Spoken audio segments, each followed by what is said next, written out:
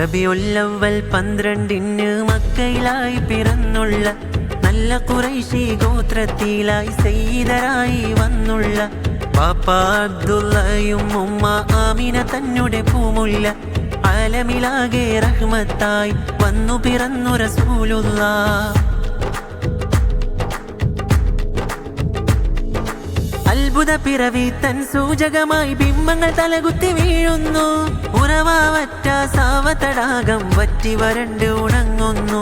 പേർഷ്യയിലണയാ തീ കുണ്ടാരം പെട്ടെന്നത കെട്ടണയുന്നു. കിസ്ര ഭരിക്കും രാജാവിന്റെ കൊട്ടാരവും തകരുന്നു. ത്വാഹ റസൂലും പിറക്കുന്നു. റബിയുൽ